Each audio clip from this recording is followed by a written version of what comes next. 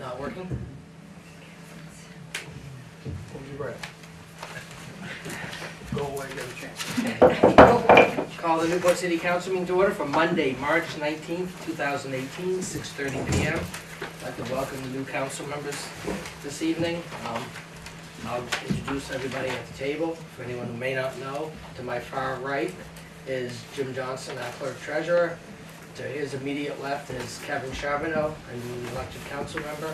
To my immediate right is Julie LeBowen, a newly re-elected council member. And we have Dennis Chenette, and we have Dan Ross, newly elected council member, and Laura Dogan, our city manager. The next item is to approve the minutes of March 5th, 2018. And I would entertain a motion. So moved. A motion made by Ms. Bowen. Is there a second? Seconded by Mr. Chenette. Discussion on those minutes. Hearing none, all those in favor say aye. Aye. Opposed? Ayes have it. Motion carries.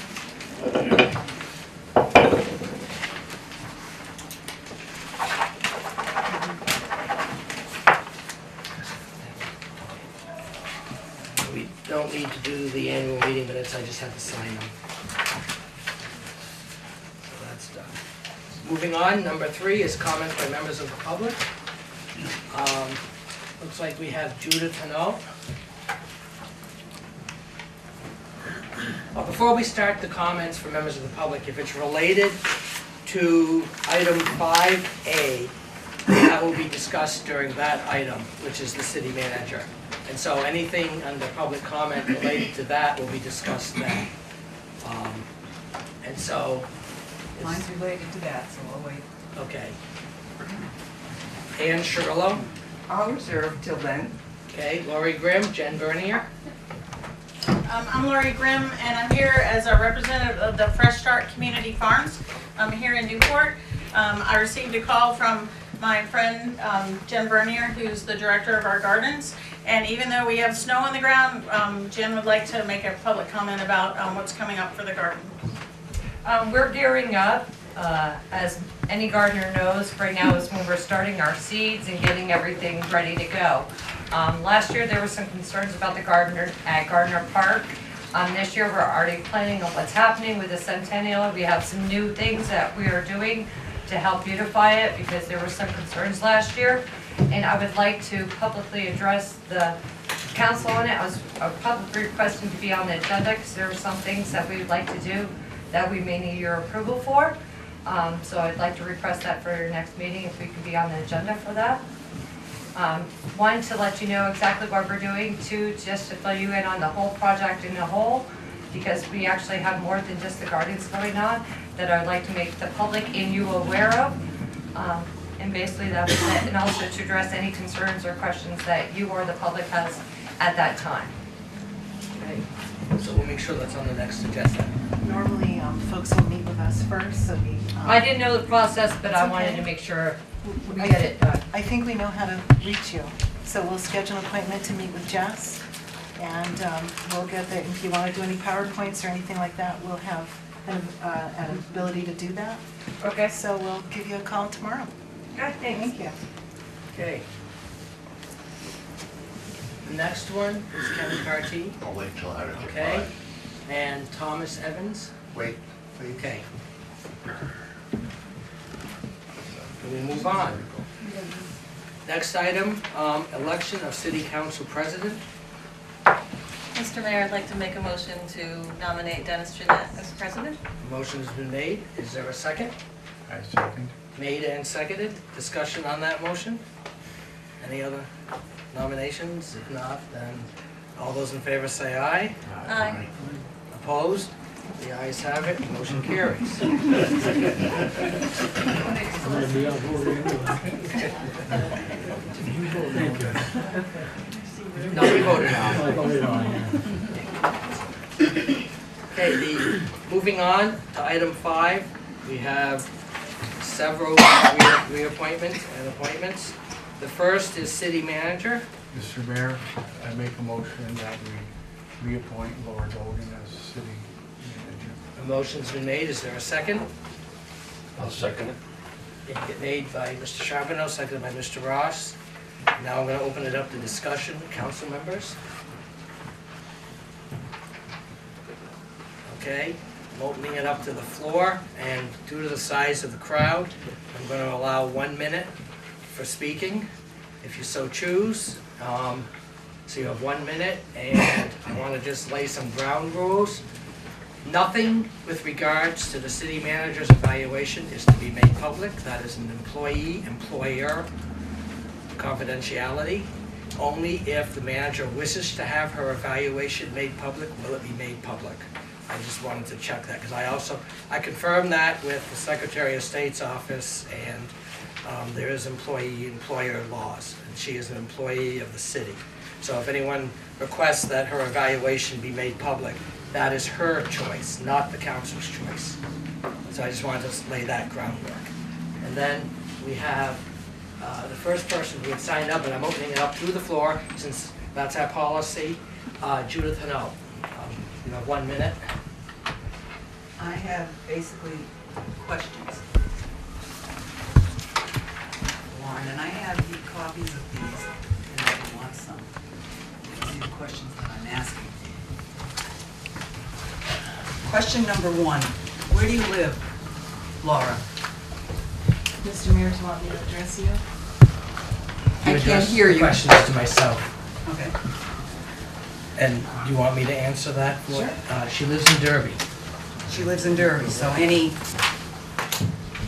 that's tax related to us, she has no effect on her. Question number 2. What college or university did you attend? This seems personal. It does. This is not an interrogation of This is on her this is not a public job. interrogation of the city manager. These are questions that relate to her ability to do the job. This is on her job description. That's where I pulled it. Yes, if you wish to answer, I don't know. I just gotta, it's getting to be a fine line, because this isn't meant to be an interrogation of the city manager this evening. Well, I'm asking questions. Obviously, I stand by the letter that's above all these questions, which you have. Okay, what previous position qualifies you for the position of city manager? I'm not applying for a job here. These are all on her job application. But she's already been hired and applied for, and she went through the whole application process with the previous city council. They interviewed her, and they hired her. And did they hire her on the grounds of she could live outside the city? That is not a requirement per the city charter and per state law. But And at so, the time she was hired, do you remember? I wasn't here. I had recused myself. And with that, I think the 1 minute is over. Thought I had 2 minutes. Nope, I am giving 1 minute because of the size of the crowd. Because we have other presentations this evening. Next is Ann Shirillo. Yes, I think we've all been in positions where we do some part of the job well, and then we don't do some part of it really well. Good grant writing, I'll say that, but I want you to think about some of the other things that we've seen. Not keeping the council informed when she was thinking or threatened to shut water off against the community garden. And no one on the council knew that. Not keeping the council informed when we had to learn from a citizen that the rec department had cut programs at the same time that $750,000 had been added to the budget. And there were no summer programs, or a limited number of summer programs for kids. And then there was you guys, not you specifically, but the council all voted for White and Williams, you'll recall, to come and tell us how to fix that hole. And there was one meeting nobody even knew about, and a second meeting that we learned about the day before, that none of the city council had been asked to go to a large meeting that took place down at the center down here, in which there were, maybe 15 people from the state and various people from Newport who had come to help Mr. White figure out how the hole should be handled, and none of the city council members had been invited. One came uninvited, and a couple of citizens who also were never invited came. And that was supposedly because it wasn't the city council doing it, it was the Renaissance. But that city manager sits as a board member of the Renaissance, and none of you were invited to decide what to do with the hole. And then, there have been others like this. Okay, your time is... Okay, but my last point is, and the last point is, a city manager should be behind you, should back you when you're sitting as city councilman. She should not assume that you've done something wrong and stab you in the back. So if you don't think you're being, if you don't think that you're being kept informed, and you don't think that you won't be stabbed in the back, you should not reappoint this person. I'm going to stick to the 1 minute very strictly, because there's a lot of people who wish to speak. Next, I guess no. Lori Grimm and Jen Bernier, you had already, that was, okay. Ken Carty. I guess one point is the council as a whole has got to get a code of ethics. When people come in here to complain about something and people up there get mad, and you just went through an issue, and then you read a quote in the paper, which is totally foolish, that if the same circumstances started again, I would do the exact same thing again. If it's wrong the first time, it's going to be wrong the second time, Paul. You people, I don't care about St. Albans, Berlin, the council has got to set up a code of ethics, and they've got to make sure, no matter who it is, stick to those code of ethics. But when you leak stuff to the press, or you say something to the press, you've got to be ready to take the heat. So I wish, you've got to start stepping on somebody. Okay. Next on the list is Tom Evans. Yes, before I start, I am Julie LeBoyne's partner, so I want to make that clear. I think it's been established that what Julie was alleged to have committed did not happen at all. You had stated that it was not said in executive session. I believe the city manager also knew, and I believe the lawyer also knew it was not stated in executive session. Yet somehow, this got to the point where she was in a public meeting, and whether it was supposed to be in the executive session, I don't care. It should have been stopped from the get-go. Having said that, you had a chance to be accountable to what happened. All three of you. Some of you apologized to Julie, but you did not take responsibility for the actions. And as was mentioned, you said you would do it again, given the same thing. I do not want people who conduct themselves in this manner to be part of the city government that I live in. Thank you. Any other people? I'm opening up the floor.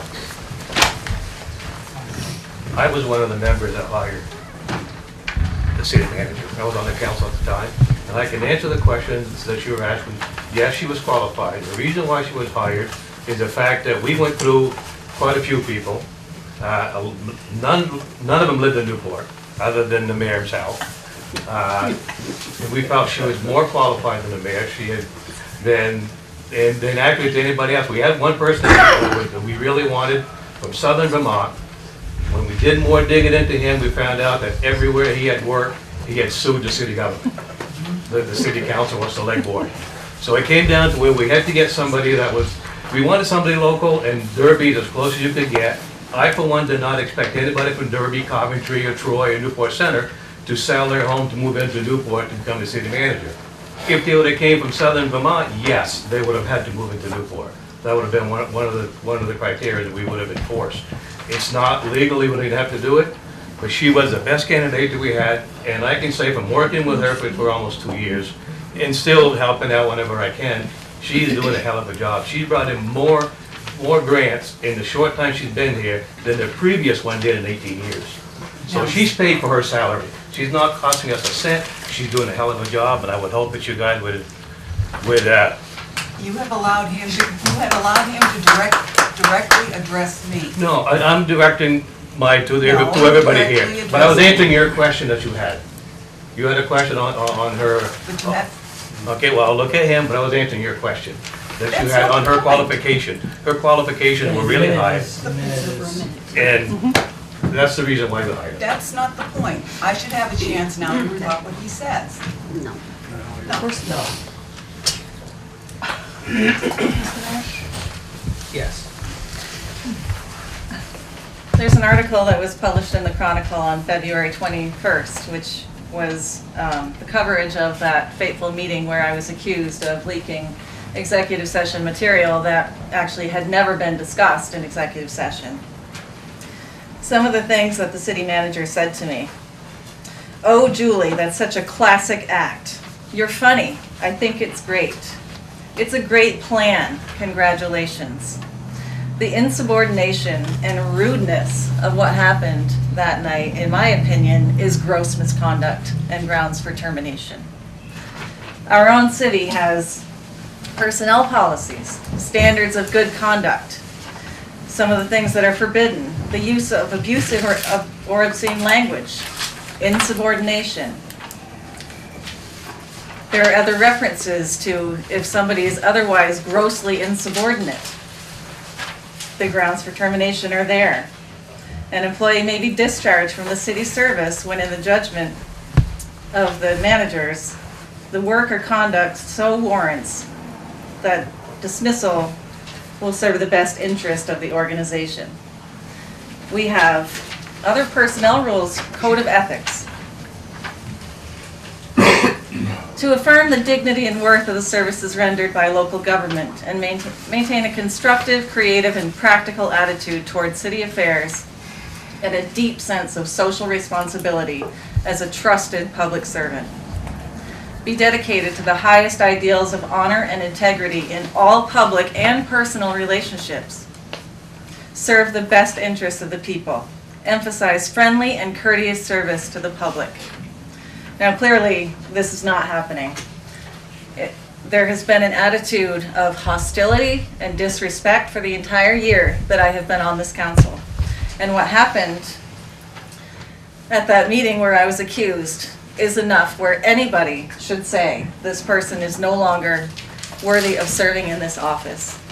And if my colleagues here at the table agree to reappoint the city manager, then you're giving her permission to do it to you and to do it to anybody else. Thank you. Thank you. I saw a hand in the back. Mr. Mayor, department heads come to the meetings quite often.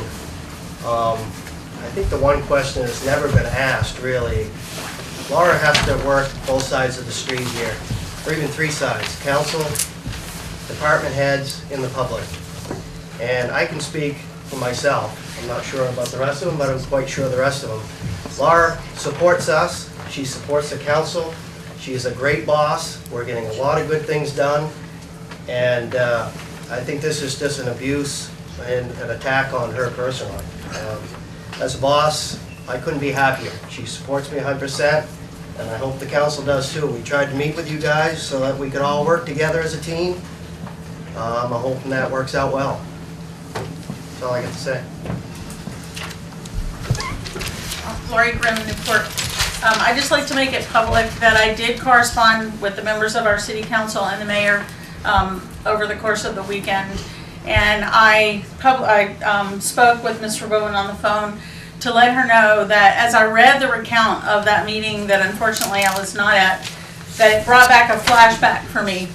Because I too was in a situation where I served as a volunteer on the Centennial Committee for many months, a year and a half ago, as it just got started. And there were many issues that I was working on, and there were many times when I tried to speak with the city manager about things at the meetings and other things, and was felt in the same way that Julie had been. My ideas were rebuffed, put down. There were decisions made at those meetings in the early days that were not consulted by the committee. And I think that I have no doubt that what Mr. Robert says, that she has brought in money to the city, and that's great.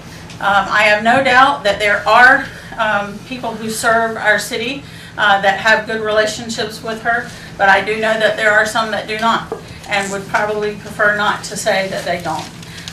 And I believe that thirdly, there are many citizens in this town and in this area who have served with her on other city boards that have found it difficult. Interpersonal relationships is a huge part of this job, and I think that is a failure. And I think that our city has been through a lot in the last 2 years, and it would serve well for the council to not reappoint her at this time. Anyone else? I have a question. So if she's not reappointed, what do we have? I mean, do we have someone else? Because we're on a movement here toward this centennial. Things are happening. And so certainly things have happened, but I just feel that if public humiliation of having done something isn't enough to stop it from happening, then I don't know what is, really. You know, I mean, you can say that she's not going to be reappointed, but then where are we? I think that if we reappoint her, or if you reappoint her, and she's looked at again, let's look at it again. Let's see how it is. I mean, isn't it about really giving people another chance? Maybe you've given lots of chances, but I don't know. That's all I'm saying. I just don't know where we go if we don't have someone in this key position, and we weren't able to find anyone before. Well, Jim, basically, if they don't reappoint her, you have nobody to run the city. The department heads will carry on the departments, that's normal. But no decisions will be made, and nobody will bring anything to the council. They can hire an interim city manager, but I don't know who that would be. But it could be, by the time they advertise and get resumes in here, it could be months. And we're gonna be afloat with nobody at the helm running the city. Yeah. If that's what you want. And some of those duties would fall upon myself too, which unfortunately I work full-time and above and beyond the mayor's stuff, and James, it would fall upon Jim Johnson probably and myself. And I'm not a full-time mayor, I'm supposed to be part-time. And yes, Mr. Ross. I think it was 1987. Peter Robinson got done, and we had an interim person, and it created chaos until we came up with the full-time person to take the position. Things ended up lacking. So it wasn't good to have an interim because they're stepping into a position where their learning curve is so great that if they're only going to be interim, they never catch up. They never get up to speed. And they're also looking at the fact that if they're interim, somebody's going to replace them. So having an interim really is a detriment to the city. So. Point of information. Are you saying that it's better to have someone who is unqualified than to have no one at all? Nobody has proved to me that she's unqualified. No, in general. Is that what you're saying? You wouldn't want somebody unqualified. Thank you. And even if the interim thing, people have to be interviewed, there's a process for that. Even that could take time. It's not like you walk up to somebody on the street and say, you're interim manager. It doesn't work that way. Yes.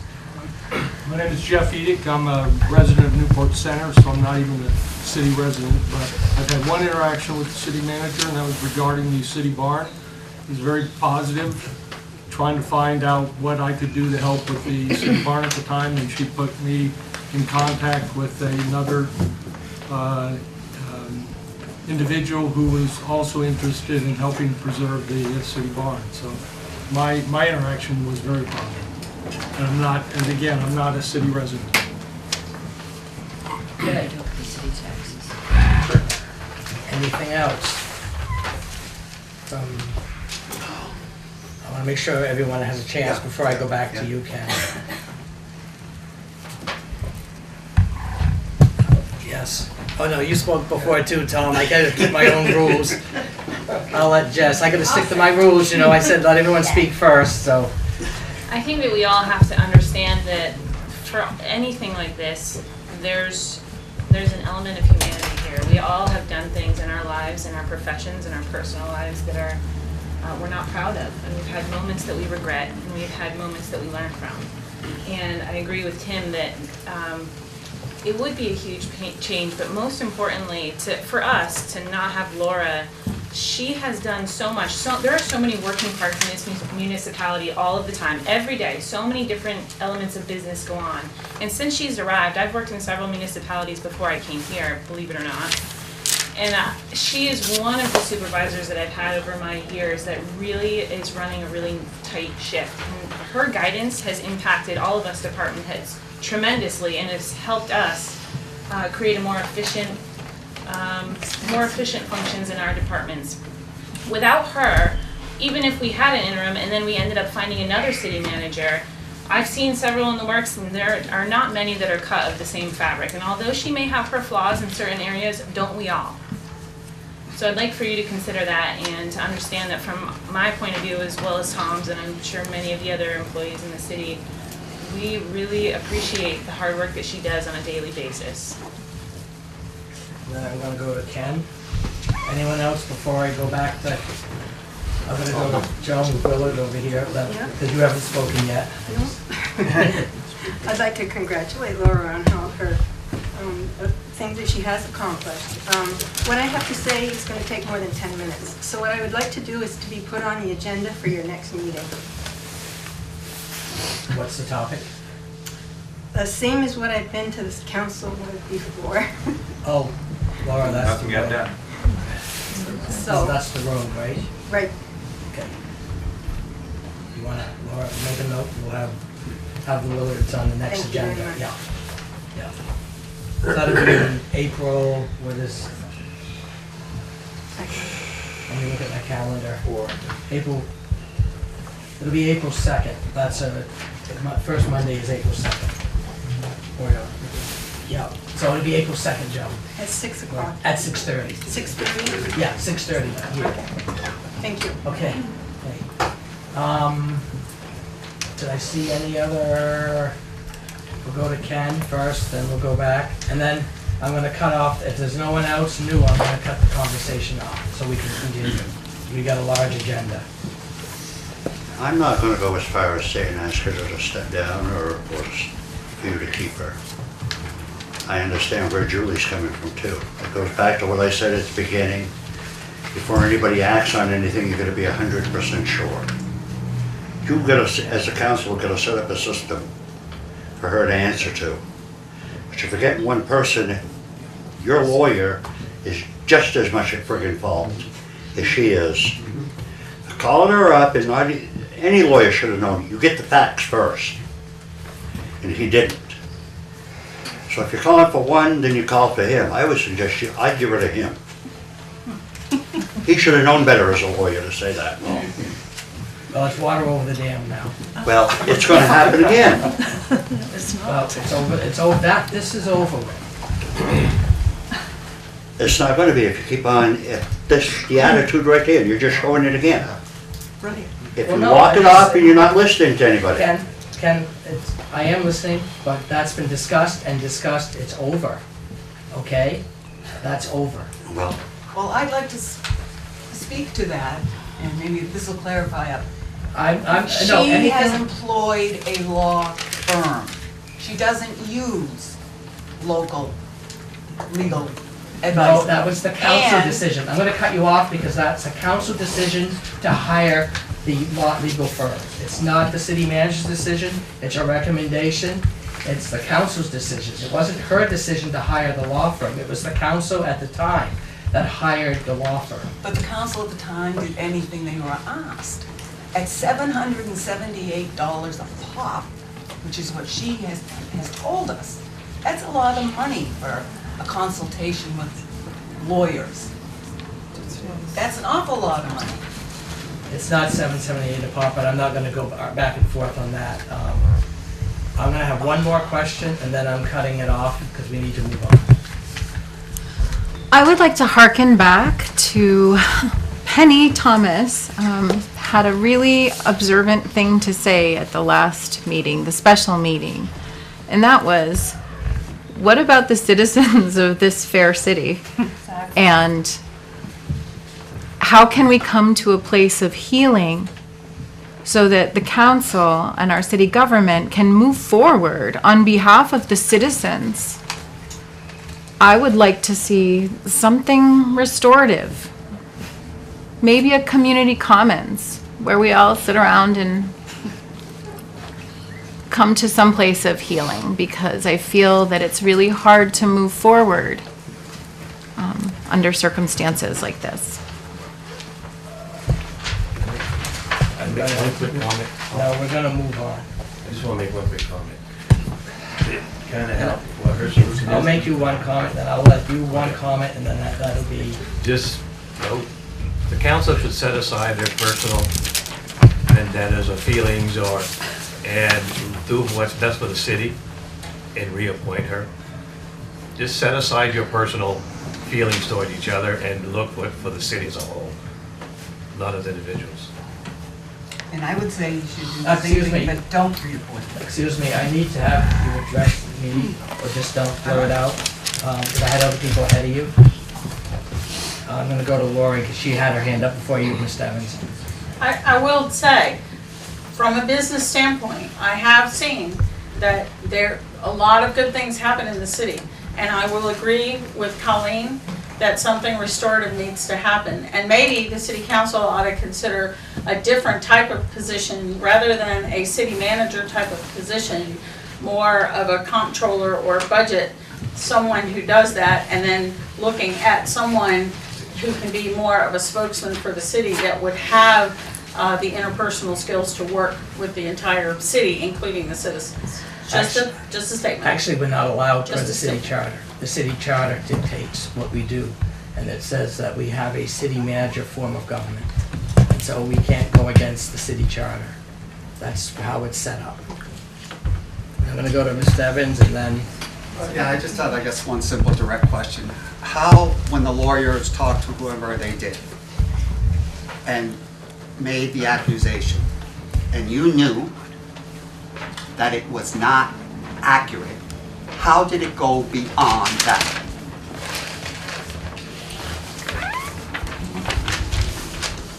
I don't understand the question. The question... I can rephrase it if you'd like. What I'm asking is, there was the lawyer called, and again, exactly how it happened, I don't know. But the lawyer must have contacted you at some point, and you had a conference call you mentioned. And they stated that certain events happened. The events you knew, and the lawyer knew, did not happen in executive session, which she was being accused of. You guys knew that on the first initial call. I do not understand how it went beyond that. When you knew for a fact that it did not happen in executive council, I just don't understand it. It has nothing to do. So the hard part is that the council did in fact have executive sessions discussing the Northern Star. Correct. We had those executive sessions. Correct. Our information was that the North Country Federal Credit Union contacted our attorney with information that the credit union had been contacted. At that time, they did think it was Julie. Correct. And said that Julie had represented that the city was going to shut off power to the boat. Which was not discussed in executive session, correct? Just, I want to be clear. We did not discuss shutting off the power in executive session. Okay. When we heard that there was a discussion about electricity with a member of the public, that was enough to trigger a concern about a breach of executive session. So What's the we, breach? Let her What's finish, the- please, let her finish, please. No, we're gonna, let her finish. and- Yep. when our attorney presented that information to us, we looked at the tools that the public meeting law and executive session allows us to investigate further. That's how we came to have another executive session.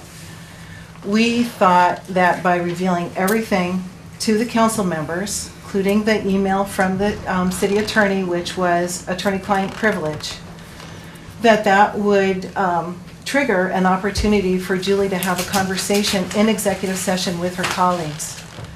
This wouldn't have even been an issue for the public if Julie had allowed her colleagues on the board for appreciative inquiry. That was not taken advantage of. So this is why it became into the public. So the challenge for It's us, just- I'm sorry to interrupt you, but, it'll be clear, we're never gonna see eye to eye on this. And I believe it's a matter of, I do not believe this should have gotten to where it went to, based on the knowledge that you guys had and what you said before. And to me, it was a vendetta. There's only way I can figure it out, because you Okay, guys did not we're talk. done, we're done. We're done? You mean I'm done? No, I'm cutting it off so that we can have the question. So I've heard a lot of discussion in this room tonight about it's better to have something than to have nothing. I've spent several years working in human resources, and I can tell you that it is not better to have something than nothing. When somebody has brought public discredit upon an organization, to allow that person to continue on in that position is foolish. It never ends well. At the very least, colleagues, I would hope that you would agree to at least finish the evaluation of the city manager's performance before making this appointment. I will respond that the evaluation has been completed and the city manager responded in writing to this body. We have personnel policies that state otherwise.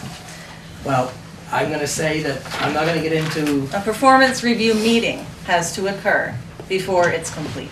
We have not had a performance review meeting. So either you're going to follow your policies or you're not. And I would ask that we finish the performance evaluation before making a reappointment. okay. So we have a motion on the floor. Any other discussion from council members? Yes. I'd like to remove my second. you like to what? I'd like to remove my second. Okay. If you have a procedure in place and it says we will have that meeting, then we should have that before we make an appointment. We could have an executive session right now if you want. You all have copies of it. If you so choose, we could have an executive session right now. Everybody at this table has a copy of her response to the evaluation, if you so choose. I think that would be proper. Okay? So I'm gonna just let you guys do your thing, because this feels like a public flogging, and I don't deserve this. So I'm gonna go sit at the back of the room. You guys figure it out, because this is beyond okay.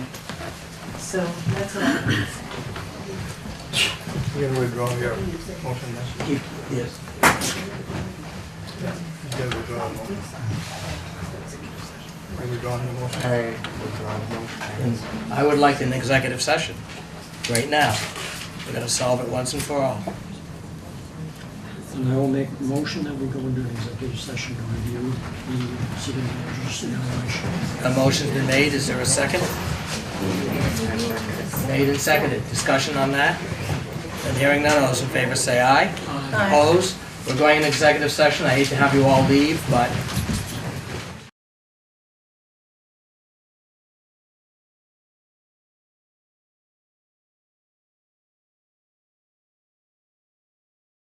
session. We're moving number 5A, the appointment of the city manager, and I would entertain a motion.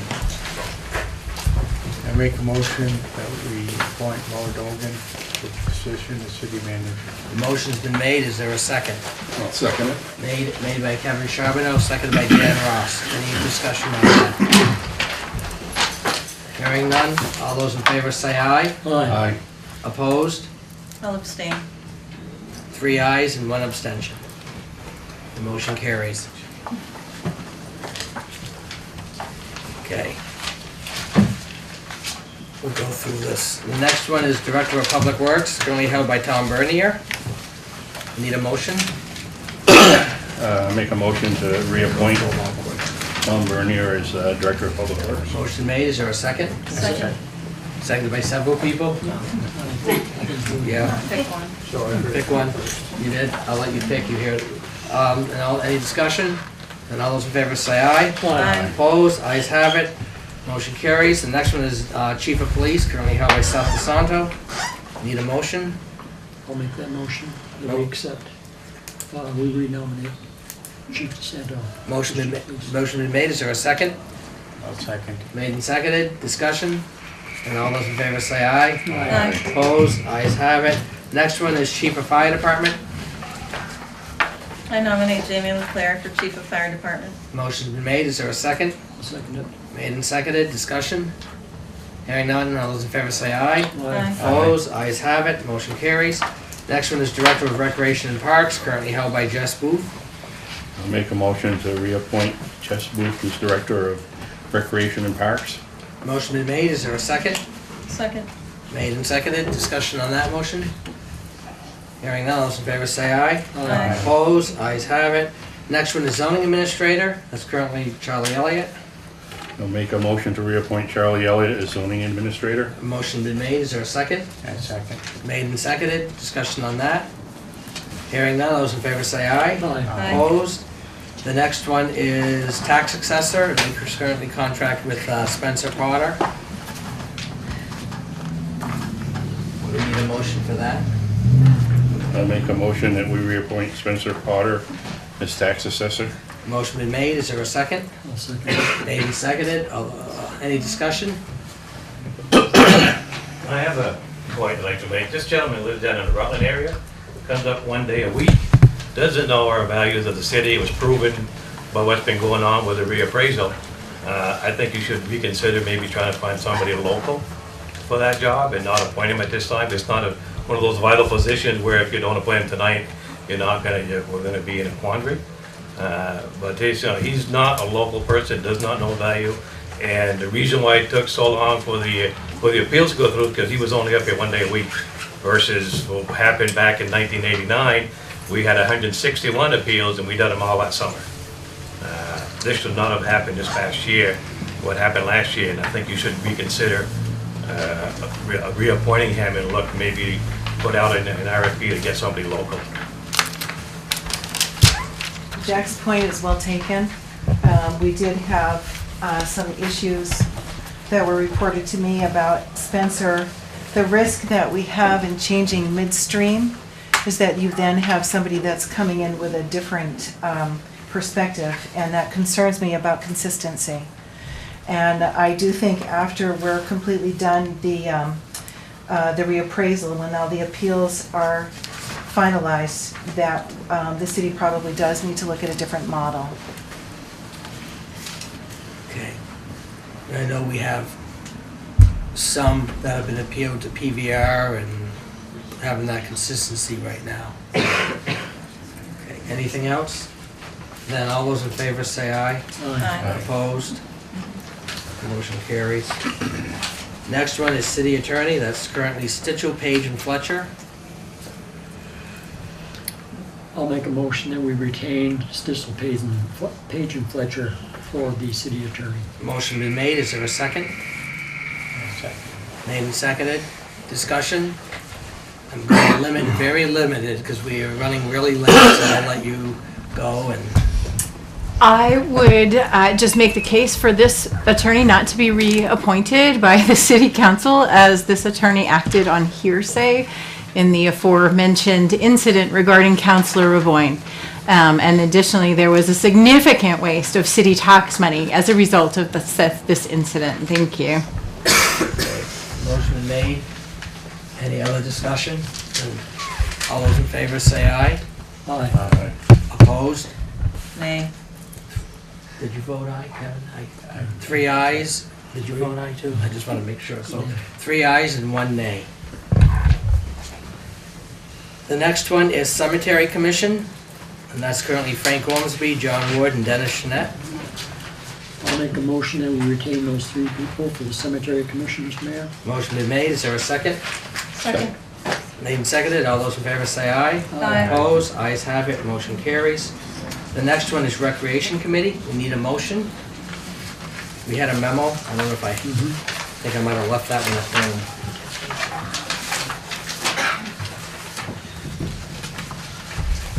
Oh, okay. The Recreation Committee recommendation was Aaron Carr, Jen Smith, Renee Hamel Boudreau, Maren Gardine, and Margarita Brown. This was the recommendation for the Rec Committee. So we need a motion first, so I can open up for discussion. I'll make the motion that we retain those folks. A motion. And appoint the new, Sorry. Ms. Brown as a member of the committee. Okay, a motion's been made. Is there a second? I'll second. Made and seconded. Now discussion. I believe. Do you have a question, Dennis? Yes, I did. Yeah. You are now down to those 5 folks on your committee as opposed to the 7 that you had before? Do you need other people? I've been in a search for bylaws for the Recreation Committee over the past couple months and have turned up none, and that's been speaking with our city clerk and looking in the documents downstairs, upstairs in the file, and also speaking with previous Parks and Recreation Department staff, Reg and Brian and Steve. Nobody seems to have any recollection of any actual bylaws that were ever in place, so I have no idea what the requirement is for the number of people that are on the Recreation Committee. Those that are on there now, the 7 that we had in last year's town report, I reached out to them to ask if they would be okay with being reappointed. 2 of them, one of them moved out of town, so they declined, and then another one, her children have grown up and moved away, so she said that it's time for her to be done too.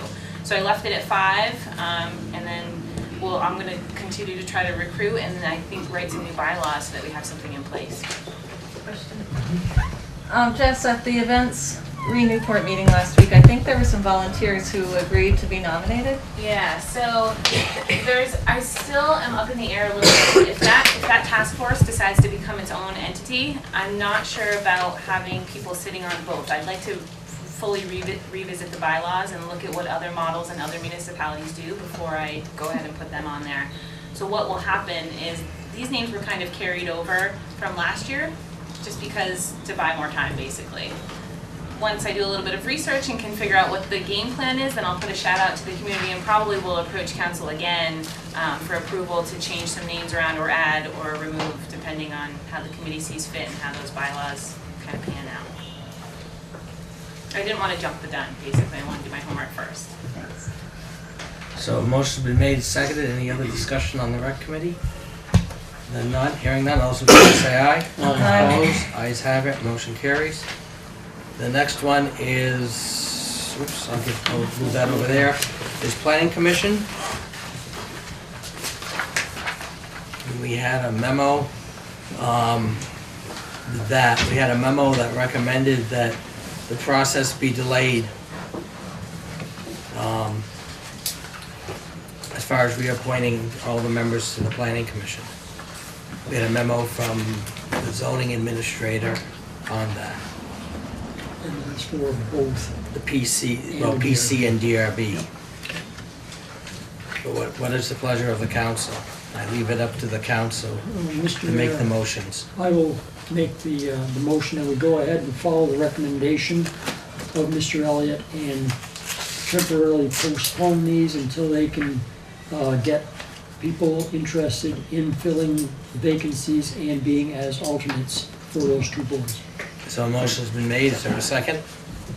I'll second. Made and seconded. If we delay the appointments and we have a DRB meeting, how are you going to handle that if you're delaying the appointments? You don't have anybody appointed for the positions. You know, most of the people have agreed to be reappointed, I believe. Mr. Mayor? Oh, I'm sorry, I was just reading the list of the dates. So I didn't get the memo. Just keep in mind, if that's your choice, you have a non-functioning planning commission and you have a non-functioning historic preservation commission. Okay. Can you check with Charlie? I believe the memo indicated that they could function, so I just want to get clarity on that. Can they function? The 3 members, yes. So did the 3 have to be appointed, Charlie? There's 3 in each place that are not up from the appointment. Oh, they're not up for reappointment. Right, you got these 3 here. I didn't hear a word he said. The people that are there aren't up for reappointment, Right, so they can still There's serve. only 2, that would leave 2. These You're are two. gone, my appointment is up, and Woodman's is up, that leaves 2 members. Right. Yeah, you're right. As long as you don't have an even number, you're all set. As long as you don't have an even number, you're all set. So there's only 2 left. You need 3 as I thought you said there was So you three. need 3. Oh, he made a mistake. Sorry, guys. When's your next scheduled meeting? We can't have one until we have people appointed. No, we can't function. But you must have Next- set a oh, certain date yeah, at your last meeting. Next Tuesday, Okay, a week from tomorrow, so basically, we need to have somebody by next Tuesday. or no meeting. Right. Mr. Mayor, I would strongly prefer to appoint the folks who volunteered and not wait until others volunteer. Okay. So, let me just read, it's the people's terms, If you're gonna do that, Dennis gotta Right. withdraw his motion. right. So you want to go ahead and read that then? No, I was just gonna Or do you say want that me to withdraw you my can motion? withdraw your motion if you I'll so withdraw choose. my motion then. Okay, so the people who were up this year was Clark Curtis and Woodman Page. And we also have a vacancy with Mr. Ross being elected to the city council. So, we would then need a motion to approve the 2 for the planning, if you so choose. So moved. Motion made, is there a second? I'll second it. Made and seconded, now discussion. Right, before you move on, who do you move to appoint? The 2 that are up? Woodman and Clark. Yeah.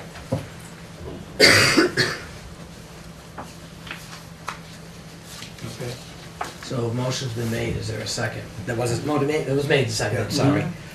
Then any other discussion? Then all those in favor say aye. Aye. Opposed? The ayes have it, motion carries. Well, the next one would be Harbor Master, and that's currently James Nagel. Need a motion? So moved, Mr. Mayor. Motion made, is there a second? Second. Made and seconded, discussion on the Harbor Master. Then all those in favor say aye. Aye. Opposed, ayes have it, motion carries. The next is Harbor Commission. And the people who were up were Ronald Chafee, Archie Lewis, William Oscar Round, who would be a new member. And we would need a motion. I'll make a motion for those folks. On the Motion. Harbor Commission. So a motion's been made, is there a second? I second. Made and seconded, discussion? No discussion, then all those in favor say aye. Aye. Opposed, ayes have it, motion carries. The next one is the Development Review Board, DRB.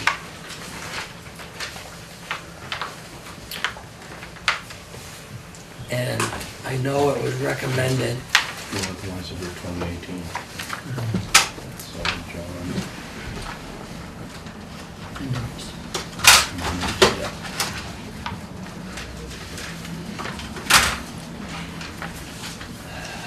okay, it's currently, the people who are up are John Hallamont, well, Dan Ross is not eligible, Denise Bowen, and Jay Gagne. Jay Gagne is no longer there. He was an alternate and left last year. We don't have any current alternates on that board.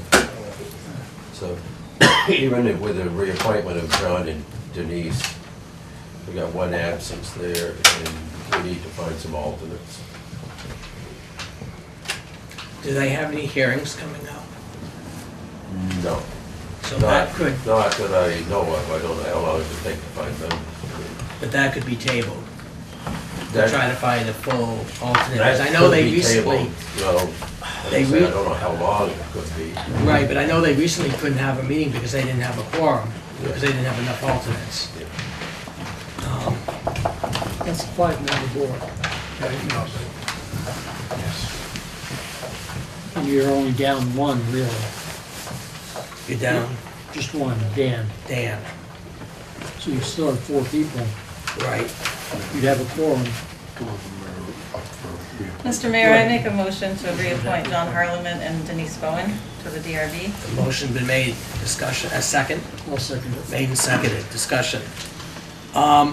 The only concern I have, and I'm gonna publicly state it, is I attended a DRB meeting where the chair of the board publicly stated that they did all they could to deny a permit that actually met zoning.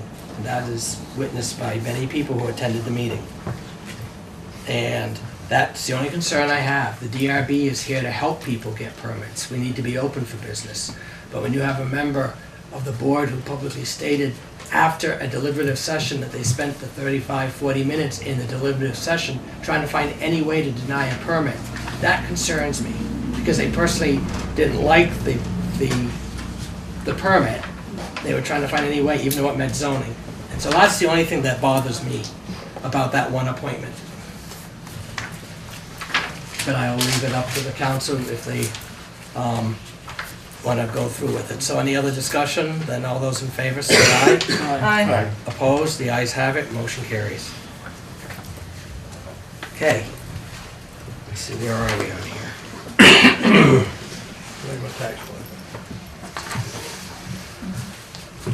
Okay, we need delinquent tax collector, and that's currently the city manager. Make a motion, we reappoint the city manager as a delinquent tax collector. Motion made, is there a second? I'll second. Made and seconded, discussion? Then all those in favor say aye. Aye. Opposed? Ayes have it, motion carries. Town service officer, it's vacant. There was nobody right now to be appointed to that I know of. So I guess we can skip. Do you want to think about our fire chief? Yeah, we could. I don't know if he'd do it. You have to ask him. I haven't asked him. Is the fire chief here? Well, I'm staring back here. There you are, I thought Jack's not doing anything. Inching your way out the door is not going to save you. Inching your way out the door is not going to save you. I'll think about it. Well, we don't have to do it tonight. We could let you think about it. Okay, so, what? You'll do it if you want. We could just appoint him. There's no demands. There might be volunteers. Well, it's gotta do something with the state, right? Yeah, we file a state- paper, but I don't think there's been any demand on that position in years. We do file Jamie's name. You might get some emails, but the demands are light, very light, if any.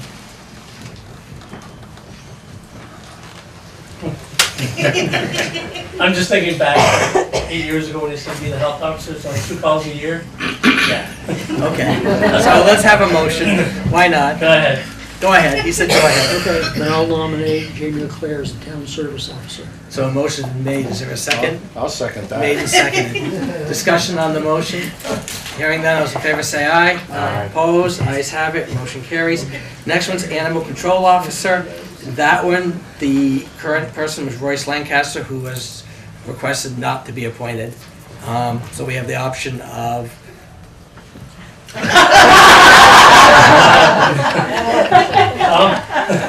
or I think, actually, they're hiding in the bathroom. Seth's hiding in the bathroom too, look at him. You can task the police department with it and. Because yeah, that's what I was thinking, we could have just the police department do it. So we don't, so we need a motion, let's just assign it to the police department. So moved. Motion made, is there a second? I'll second that. Seconded, all those in favor say aye. Opposed, ayes have it, motion carries. I like how they're all hiding in there. Next one is Health Officer. That's currently Jamie Leclerc, and I think he should be reappointed. I'll make that motion, Mr. Mayor. Motion been made, is there a second? Second. Made and seconded, discussion. All those in favor say aye. Aye. Opposed, ayes have it. Next one's Tree Warden. It's currently Robert Gosselin, and I know I would recommend Robert to be reappointed. I'll make a motion to appoint Robert as the tree warden. Motion been made, is there a second? Second. Made and seconded, discussion. And all those in favor say aye. Aye. Opposed, ayes have it, motion carries. The next one is Ware of Cole. Unfortunately, we still have to have it because of our city charter. And there was no name recommended. It was held by Mr. Bayrock, who passed away. And so, I'll take that one if it takes. I'm going to nominate Jack anyway. Nominate Jack. Same as his. I would like to be considered for nomination as well. Oh. There's more openings. It doesn't pay. We don't weigh coal anymore, do we? Well, since Mr. Roberge has decided that Ms. Ortiz would be a good fit, I will go ahead and nominate Ms. Ortiz. The motion's been, motion made and seconded. And all those in discussion, and all those in favor say aye. Aye. Opposed? And the next one's a real tough one too, Inspector of Wood and Shingles. For that one, Mr. Mayor, I would like to for that one. nominate Mr. Roberge for that position. A motion's been made and seconded. Motion's been made. Yes. Is there a second? Second. Made and seconded. I'm getting ahead of myself. Then all those in favor say aye. Aye. Opposed? Ayes have it. Motion carries. Hey, who's aware of coal? Colleen. Is it Colleen? Colleen.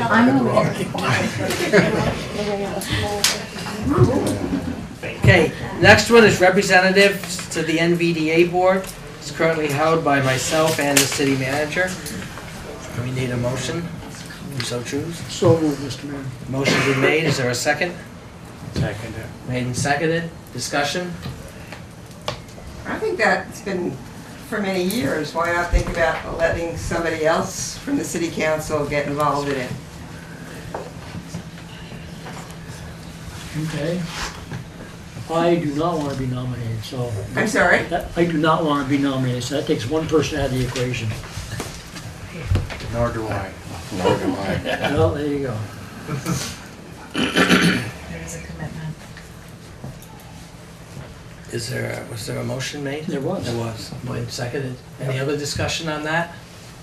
And hearing none, all those in favor say aye. Aye. Opposed? Ayes have it. Motion carries.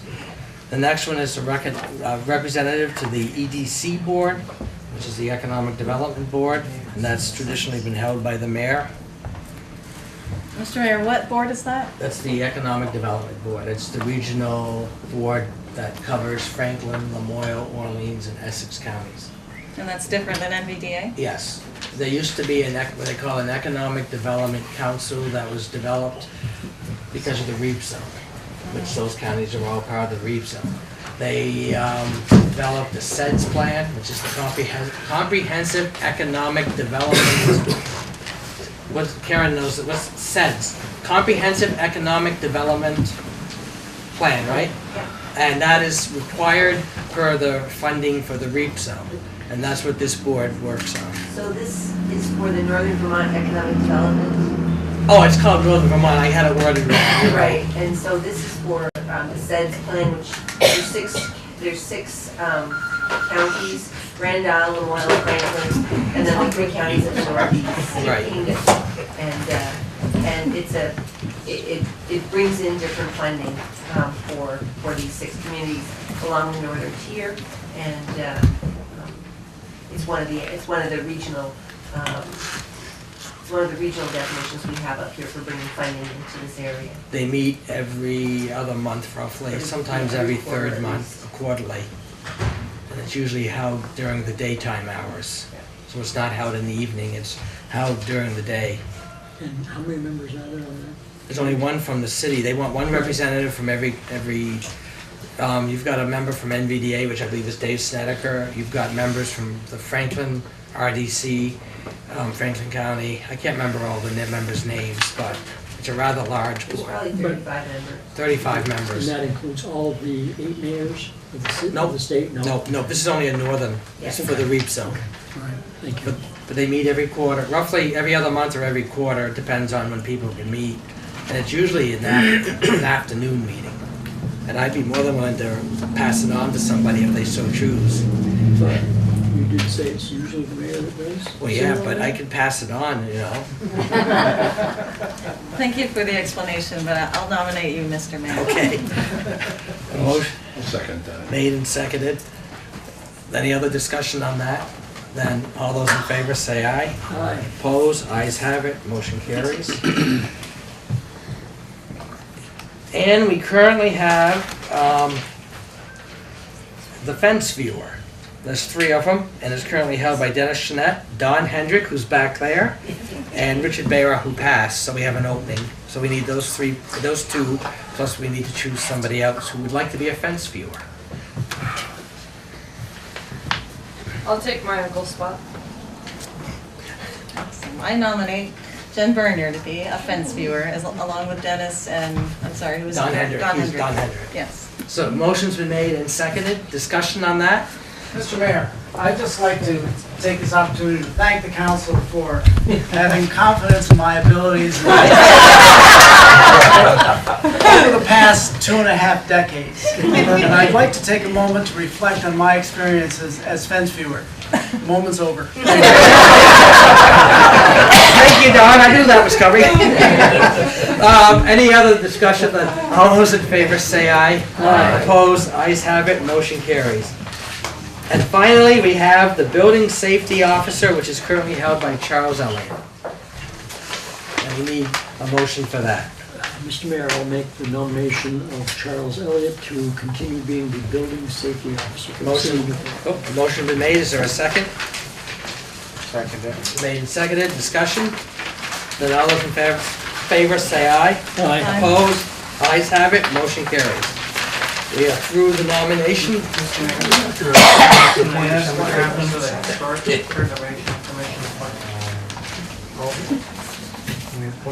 I sent you all an email explaining what. Yes, we did appoint the cemetery commission. Okay.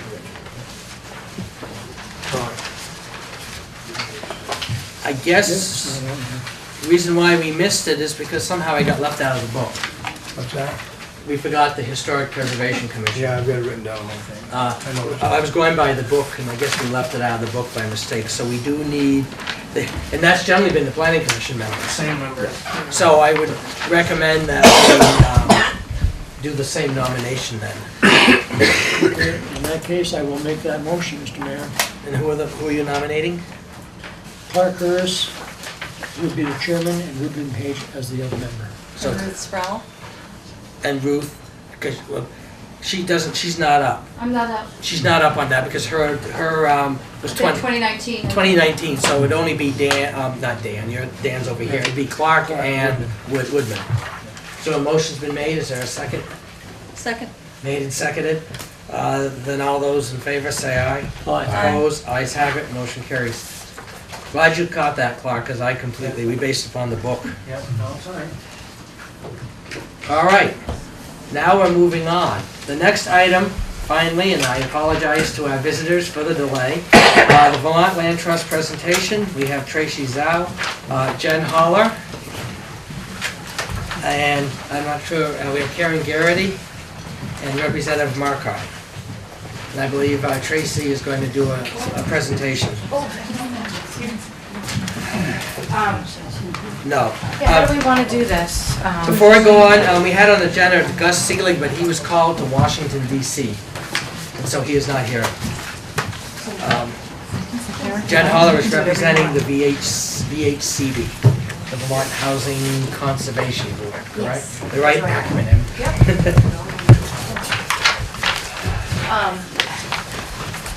Feel awkward. You can actually, if you want to stand over there. Yeah, and then if that'll work anywhere, it's Okay. quicker. Okay, great. I know this meeting has been a long meeting, so I appreciate the time.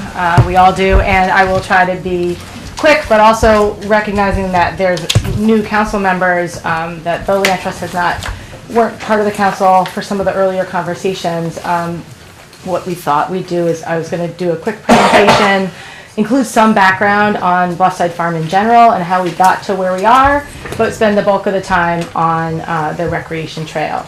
And then Jen Holler can speak to VHB, and Representative Marcotte can speak to the opportunity that we're talking about specifically tonight. But if people feel like you have enough background, I don't want to spend more time than people want to spend. I turned it on. You did. Oh, I turned it off because that. Is it working? Mm-hmm. Give it a second to Oh, load okay. up. Once you turn it on, then it should work. It's mostly just pictures for everybody to look at. Laura, you can probably start. Yeah. It'll have to link. Okay. Yeah, so I just thought quickly, just Vermont Land Trust purchased the former Scott Farm in December of 2015. That was after several months of talking with people in the community, coming before the city council in September, talking with the family, and oops, that's why I was using the wrong button. Now I know. That's just a view of the farm, the view shed from the parking lot right out here. And we heard from many that, I keep doing that, the farm was a really unique place in the city, and it was headed to a foreclosure auction, and Vermont Land Trust was willing to step in and serve as interim owner in order to buy some time to work with the community, with the council, with community members and others to develop a plan for the property that would benefit Newport for the long term, recognizing that a mile of sandy beach, really productive agricultural soils that had been well managed for many years, managed forest, sugar bush, and also the location of the property were really, really unique. And so we bought the farm in December. We launched immediately into a public process and worked really closely with NVDA, and Karen Garrity helped to design and facilitate a 3-part public meeting series. We also had a bunch of tours up in the top corner. That's our first tour. We had 80 people show up to the first tour in January of 2016, and have had people out on the farm on a number of tours since. So through that 3-part series, really 3 themes emerged around what people were telling us were important to consider as we thought about the next life of the farm. One was the fact that this was a productive farm, and to look for a buyer, a new owner that would use that productive land, but specifically to really use it in ways that connected more with the community, whether it was through programs or products. Also, that the sensitive areas of the property, both natural areas like the wetlands, active bald eagle nest, a mile of sand beach that's considered a non-game natural heritage site, were important to people to see those protected, given where they sit on the lake and the focus on water quality that the state is zeroing in on a lot, especially now. But also the cultural sensitivity, the fact that this property both has some really interesting history in leading up to present day, but also Abenaki history, a lot of significance there that some known, some not known, some under the ground, but recognizing that was something to be thoughtful about. And then lastly, and why we're here today, was that this property had real opportunities to provide additional recreational opportunities, given where it sits in the city and how it connects to various public properties, and we'll look at a map. But also the fact that the property had not been open to any public access in anyone's memory, and that there isn't a lot of access to Lake Memphremagog in the city, and that could provide real opportunities. We also heard concerns about property tax impacts. What would this mean to the city for the long term? What would be lost? And what other economic opportunities might have come forth if Vermont Land Trust had not bought the farm. So that's been front and center for us, and we think about that and try to be responsive. And that's the map that came out of those public meetings that we reflected back to people on the third meeting, kind of bringing together both, the land-based business opportunities and the land, but also the sensitive areas, and also some of the recreational trail links that could be possible. And So just to bring us to now, so we bought the farm in December 2015. When we started the public process, we thought, we'll own the property a couple years. That's pretty typical for a Vermont Land Trust situation where we become interim owner. It became apparent that that was way too fast for a number of reasons. One is this is a pretty unique place, and we want to make sure we give the time to really flesh out the opportunities.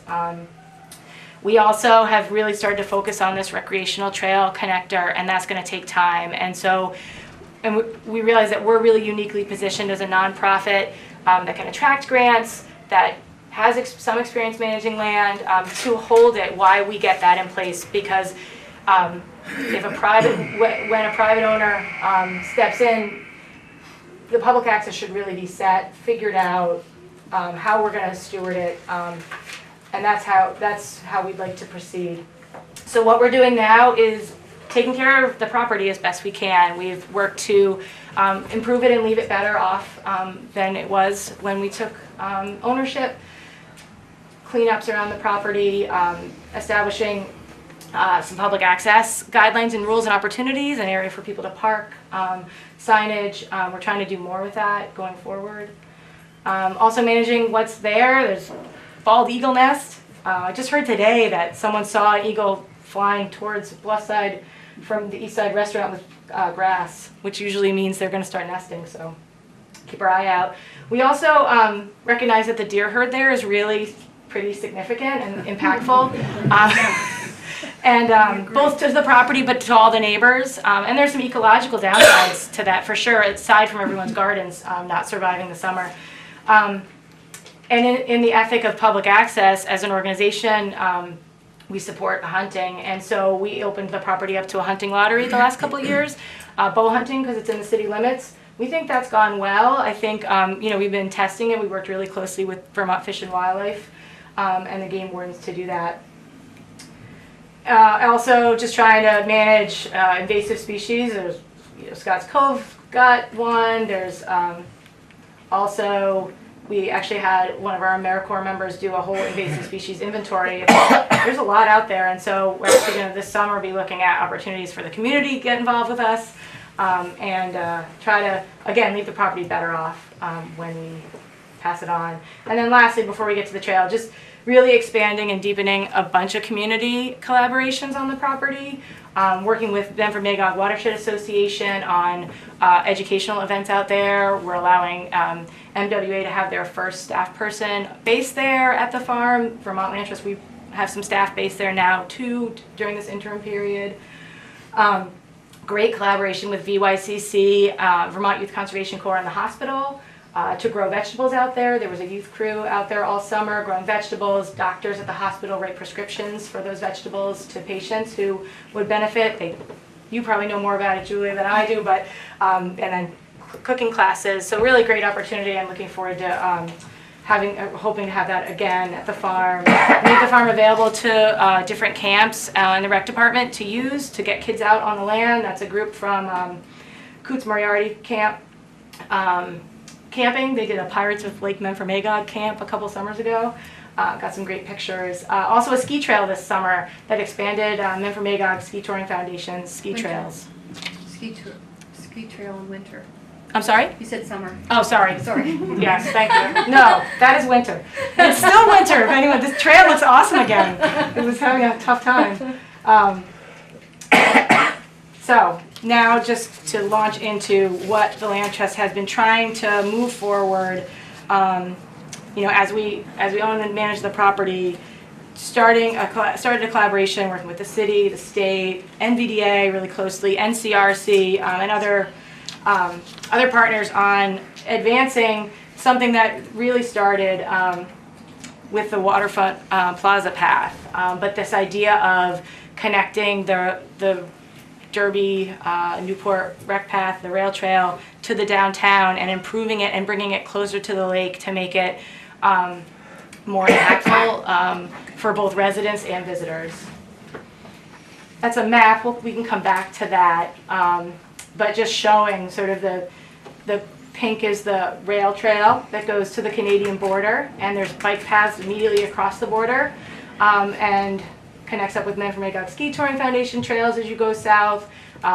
Goes by North Country Hospital that right now allows parking for it, which is great. And then there's an opportunity to take it off the city streets it currently has to follow, to go through the farm, across Scotts Cove to Prouty Beach, connect back up with a more established trail, and connect back to the Waterfront Plaza path that it was last March, I think, a press conference that the Pomerleau family had about all the improvements they were making to Waterfront Plaza, but also the fact that they were in a partnership with the city to improve a path on the water. And really, you can see our map next to it, we really started talking about, wow, this could be a multi-phased opportunity that could really, in the end, create a 7-mile waterfront rec corridor that links downtown Newport to the Canadian border. And so while this opportunity right now, because Vermont Land Trust owns about a mile that would enable this to be connected, I think every planning document I have read related to the city of Newport talks about that economic future of Newport is tied to capitalizing on its lake and using it in ways that both draw people here, draw businesses here. So, you know, as this started to come together, it really felt like something that was in line with planning that goes back many years. And Newport says it, so does the state of Vermont, so does, you know, many national groups talk about the fact that outdoor recreation, those sorts of natural assets can be real opportunities for communities to capitalize on, and they can have real positive economic impacts. It's been fun writing a lot of grant applications and reading a lot and learning from other communities and different models. And, you know, the state, right now, the governor passed an executive order speaking directly to the economic impact of outdoor recreation. One of the things that we did was look at usage data that MDDA had collected on the bike path as it is now from 2016. And a consultant that's done work in other parts of Vermont with similar size trails ran those numbers through a model that was developed using National Park Service and other sort of national metrics, but also size to Vermont. And he created this for us just to show an estimate of what the current impact of the rail trail has on the community, that it does bring a lot of people here, a lot of people use it, has an economic impact, and that's before you really physically connect it all the way through the downtown. So it seems like there's real opportunity here. So the phase 1 got started end of last summer, looking to be completed. Where we are now with what we call phase 2. Well, so there used to be a bridge that connected Prouty to the Bluffside Farm. There's the evidence. We're not planning to follow that same route. I think it's actually historically significant, so we couldn't anyway. But it was where the idea started to come when we went on tours and gave people tours, and people said, wouldn't it be great? And then everyone would kind of stop and say, but we can't afford it, or that's not going to be possible. So what the Land Trust started to do was look at, well, before we just say it's not possible, let's see. We were really fortunate to get some funding from VHCB and AARP to fund a cost and engineering report. They did. We hired VHB Inc. to do that. They did it last May. And what we heard, what we got from that was an estimate of about $1.1 to $1.2 million. And they looked at 2 different places for a potential bridge boardwalk, which would be where the old pilings are, or closer to the mouth where the land bridge is pretty long. It was much cheaper to do that front area. Getting that in hand, while the number was really big, it did give us an opportunity to go to a really critical first funder. Because that kind of budget is huge, and there was a funding source called the Northern Borders Regional Commission, and they fund projects just in this northern zone of New York, Vermont, New Hampshire, and Maine, focused on economic development and communities. What's really awesome about that funding source is that they are willing to be a first funder in, and they also had a pretty high grant cap of $500,000. No one had ever gotten that in Vermont, but it was there. So we, with MVDA's really close collaboration, went for that grant, made the pitch that this would be something that would have a positive economic impact in Newport. And we got, there's the engineering report. We got $425,000, and I had put that up because it's like fun to stand with all those people. But the grant award to this project was $425,000. It's one of the 2 largest grants ever awarded in Vermont by this funding source. The other award for $425,000 was to St. Johnsbury to do the exact same thing, to connect their downtown to the Lamoille Valley Rail Trail, recognizing that, you know, these rail trails are well used, well loved. They are accessible to lots of people. But if they don't connect to the downtown, they really don't have the impact they could have, and they're not as accessible to everyone. So I thought that was just a really great outcome to see them really endorse both projects. And so what's great about that funding source is it put us, if we didn't get that, we probably wouldn't be here today. But because we got that, and they give you a year to match the funding, it put us in a place where we could start to look at, well, all right, we have $425,000. What are we going to do? You know, how can we put this package together? And so that's what we've been working really hard at doing. There's a lot of chicken and egg to this project in that we needed to show we could raise the money. We need to raise the money to do anything else, but we know that there's significant permitting and design, more community input that will need to happen, more collaboration with the city. But we are in a bit of a race to the finish because we need to match the NBRC grant by September of this year in order to get it. So it's committed pending the match. So we need to basically make the budget and show we can raise it by September. So just to give you an idea of where we're at, we have $500,000 committed. We have $425,000 from Northern Borders. Vermont Land Trust is putting $75,000 of internal funds as match towards that. We have identified lots of grants and been very busy. So we have another $375,000 in grants that are pending and have had a lot of collaboration with the grant funders and conversations. USDA Rural Development Community Facilities, USDA Rural Development Business Development Grant, a Vermont Rec Trails Grant, and an application to the Vermont Community Foundation. We also have 3 other grant applications that we anticipate hope to put in. That's about, if all 3 go in, and one we'll talk about tonight would be for another $255,000. That gets us, if we're successful with all of them, and we've had some not successes, so we've applied for 3 other grants and not gotten them. They weren't as closely aligned, but they were worth applying for. One was with NCRC, actually, a Main Street grant. But we feel good about these, and we also continue to put together, to look for any other source, and are committed to doing some sort of fundraising if we need to. And we are committed, and we've been really clear with the city that we are not looking for this to be anywhere on the city budget in terms of an appropriation. That the commitment is that we're gonna raise this funding from outside. So if we're successful with the federal sources, $725,000 of federal money would come to this project. That requires match, and so we need state and local match to match that. But NBRC, the Northern Borders, also has more liberal matching requirements than some of the other funding sources, so it enables us to have that kind of budget so heavily to federal. So we're pretty fortunate and lucky to have that source.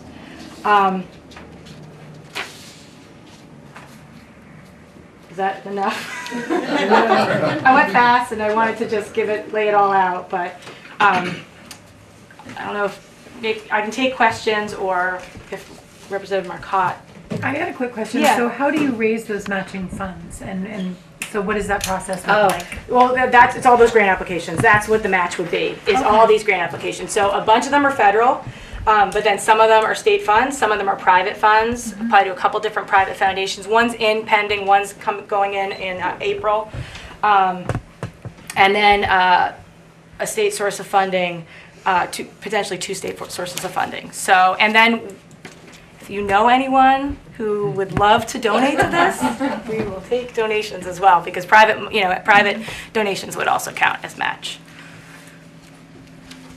should we go to Jen Haller, you think, for talk about I'm the... happy to go, or Representative Where's Markov? Where's Representative Markov? He's, okay, we'll go to Mike first. I didn't see you hiding back there. To give the council a little bit of background, in 2016, when the EB5 issue occurred, the legislature and then Lieutenant Governor Phil Scott, working with Senator Starr and Senator Rogers, was able to, on the Senate side in the Capitol bill, put $200,000 in for Newport for economic development because of the EB5 issues. They came to Gary and I. We worked on the House side. When it came over, I spoke with the Speaker, and we were able to secure those funds, and it passed. So, getting to where we are now, 2 years later, the funds were there for economic development, for the downtown.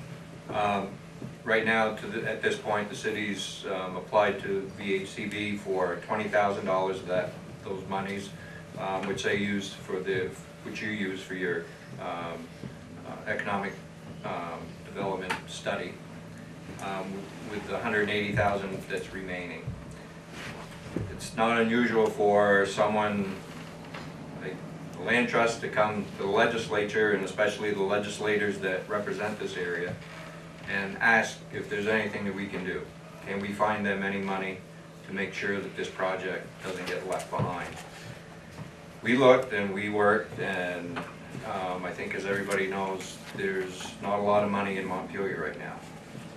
And a couple of weeks ago, one afternoon, Senator Rogers, who is the Vice Chair of House Institutions, came up to me towards the end of the day and said, we better do something because we're going to lose that money.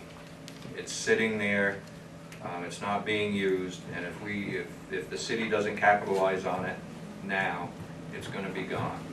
We're looking for money in every corner and under every rock we can find. So I immediately called Laura, got in contact with her. She contacted the mayor. We talked about it. We thought it made a lot of sense that the city would support using that $180,000 for this project. It's for the downtown, although the money really isn't going to be used downtown. It will enable people to come down to downtown, to get those tourists into the downtown area. As a businessman, especially in downtown, I want to see more people down here. I don't want to see less, I want to see more. And I think all of your businesses in this area would like to see a lot more people. This project will do that. We also, the whole delegation of legislators wrote a letter of support to the Land Trust for their efforts in obtaining those grants. The four of us, Senator Starr and Rogers and Representative Ians and myself, fully support using this $180,000 for this project. And I think we're here, they really don't need the city's yes or no, but they do need the city's support. And we need your support to go forward with it. I think Jen can speak to VHCB, but I believe that if the city is not in support of this, they probably are not interested in granting this money. So we're here to ask for your support. I think this is the best use of those dollars. I know there's nothing else in the queue right now for economic development for the city. And again, if we don't use it, we lose it. And we're not just leaving $180,000 on the table. We potentially could be losing all of the monies that the Land Trust has already put together so far. So I think it would be very wise of all of us to really consider that and to throw our full support behind the Land Trust and what they're trying to do. Thank you. I know last Tuesday when I I happened to meet with you last Tuesday, but I heard from other representatives down there that they're looking under every rock for every money, and that money would, the odds of that money being used for something else is very high, because right now they're trying to find money, and every committee is looking for money right now. So that's fair game, and so I know I highly recommend that we put it towards this project. Let Jen speak to a few Okay, things. so all right if I speak from here? Yeah. So, hi, my name's Jen Holler, and I'm the Policy Director for Vermont Housing and Conservation Board. So, VHCB is a statewide quasi-public entity. It's much like VSAC or the Vermont Economic Development Authority, and we fund housing, conservation, recreational projects, and historic preservation statewide. So, and often do downtown redevelopment or revitalization projects, the funding that we provide. So I think that's why the legislature looked to us to sort of be the holder of those funds until a community or group was ready to apply for it. So if I could just confirm everything that Representative Marcotte said, the funding was put in place about 2 years ago, specifically for distressed downtowns and areas in the Northeast Kingdom. There's a lot of intent and desire on the part of the legislature to help Newport, so the understanding is that $200,000 would be made available to this community. We have, however, VHCB has, in just the last couple weeks, been asked to account for that funding, and they're noticing it's still on the books, that it hasn't been used. And so we need to provide them with not only a schedule around when we might commit the funds, but when they would actually be used. So the commitment's important, but then actually getting the project up and going, so then we can disperse the funds to pay for it is also important. So I think that's most of what I would leave with you. It's been a delight working with the city manager and the mayor around the initial $20,000 that was able to be used, and I believe the city used it to leverage some other funding for a larger planning project. And those plans will all still be there for when the timing is right, and maybe more funding will come along. But Senator Rogers, Representative Marcotte, Senator Starr, and the Land Trust have really seen that there's a good match and intersection between these funds being available now and what the community stands to gain with the trail project. So. Questions from Mr. Shinet? Just so I'm clear on this, and this would be either for you, Ms. Hall, or for Representative Marcotte, that $180,000 that's left, it's just sitting there in Newport's name. It's not necessarily assigned to Newport, correct? So you don't need us to reassign it to the Land Trust. That's correct. So the money is still available, and actually in the actual legislation, it just says the distressed areas in the Northeast Kingdom. But there's an understanding that $200,000 is meant for the city of Newport. But the city, for Newport, so the city could apply, but also a nonprofit can apply too. They're eligible as well. But VHCB would not want to take an application for funding to our board without knowing that the community supports it. So we asked the mayor and the city manager if we could get some indication of support for the community. We want to be sure it's consistent with what you want to see happen here. So with that, we would be able to accept an application from the Vermont Land Trust, take it to our board, and then we would do due diligence on the application, but we would take it to our board and they make the final decision. Thank you. And one thing on timing, depending on how this went, we could have an opportunity to apply to VHCB very quickly for their May board meeting, which would enable us to count it as match to the USDA Rural Development application, which some of those federal applications are very strict about how you can count match, and you have to have it committed, and so it would actually, the timing, piecing together all these different funding sources, like 10 different funding sources, is super complicated. So trying to meet MBRC's deadline, but also trying to meet some of the USDA deadlines around committed match.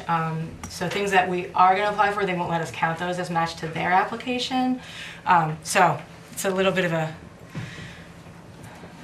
So if we get an application soon, we can put it before our board on May 3rd. Karen? I just wanted to say, I'm Karen Garrity with NVDA, and NVDA, of course, is in full support of using the funds for this project. And it might be helpful, Laura, if you just read the brief description of what the funds are intended to be used for, so that the public can see that this project fits right into that, and why, because they're meant for implementation. That there is no other project right now in Newport that would be ready to receive these funds in the same way. So I think that description would be helpful for the community to hear. So this is language taken directly out of H878, which provided the original funds in 2016. To leverage other resources to assist economically distressed downtowns in the Northeast Kingdom, the fund shall be held in reserve until appropriate, affordable housing, historic preservation, community parks, public facilities, or public access to water projects can be developed.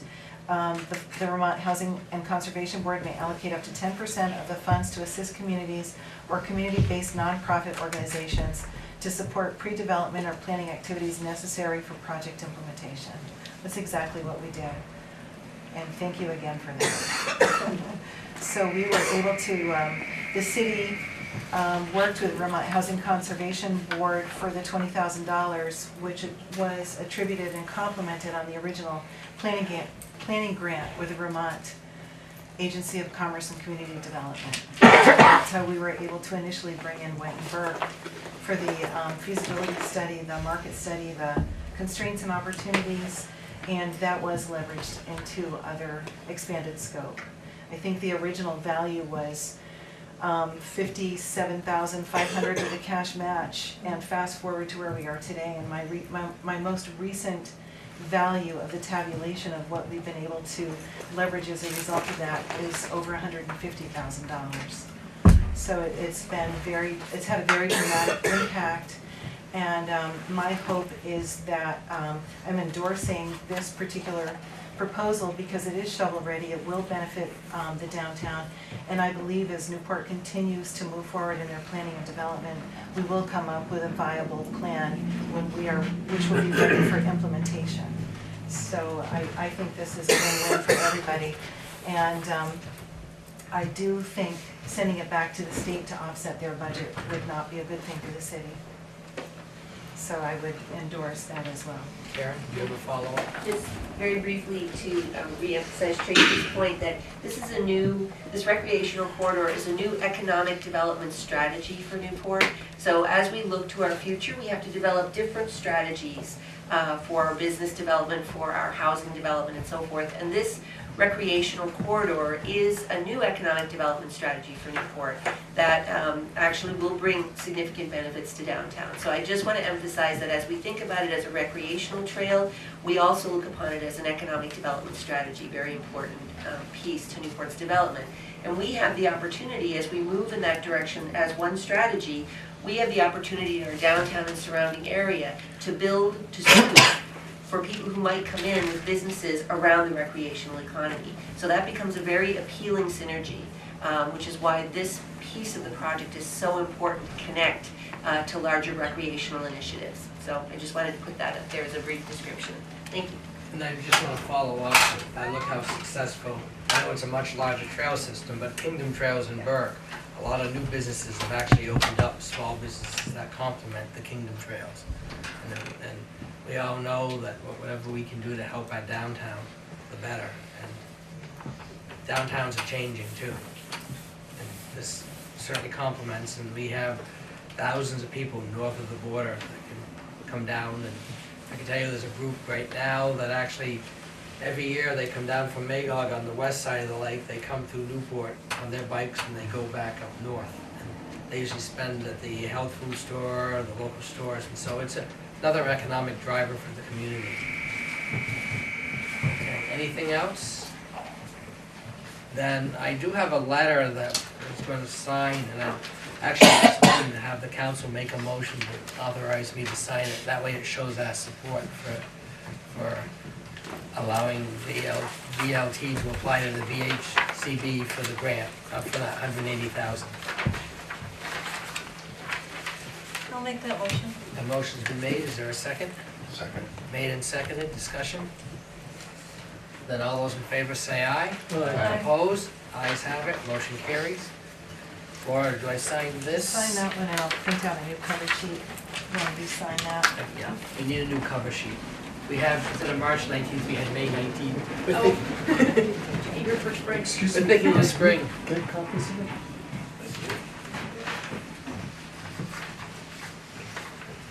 Oh, great. While she's doing that, thank you for coming. Thank you, Representative Marcotte. For the application. I'll let them know tomorrow that they can't count on that money. Yeah. Just take them, tell them to take it out of Meals on Wheels, we don't really need that. Thank you, thank you.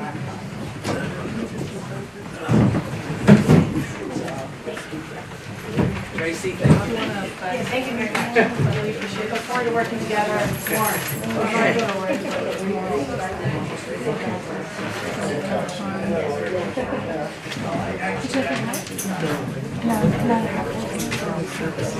So if you have just questions, I'm sure I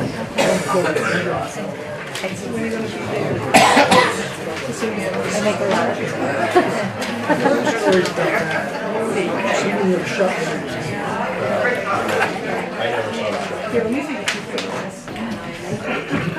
I'm going to move on to the next item on the agenda. That is water and sewer allocation. We received application from Jim Morse and Joel Tremblay, 208 Prospect Street. But the allocation is being requested for 95 Pleasant Street. It's a commercial building.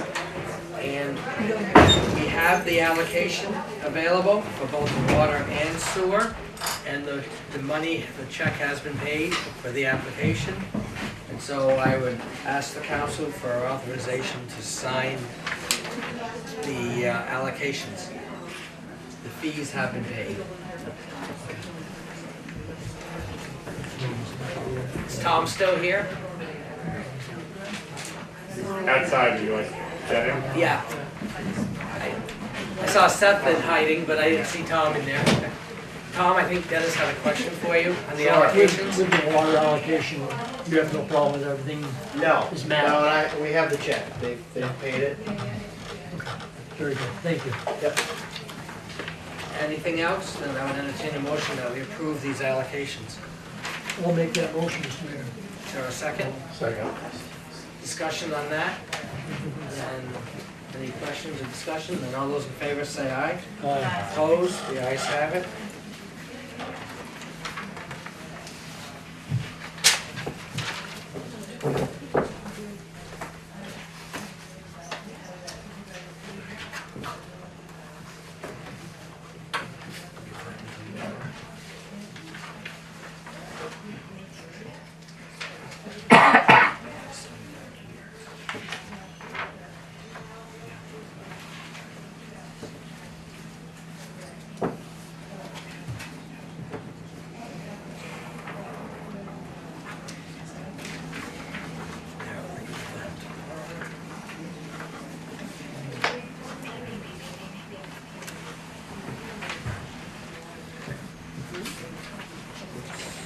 Okay.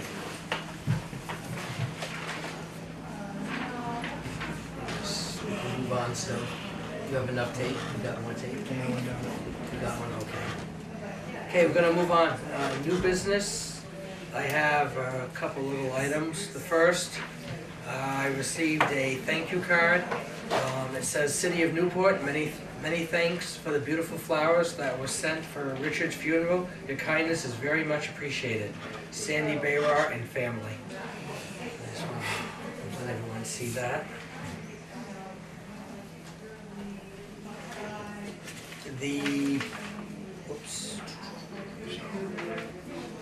Want to remind everyone that we have the VHB walk this Wednesday. Ooh, I forgot right now, 1:30.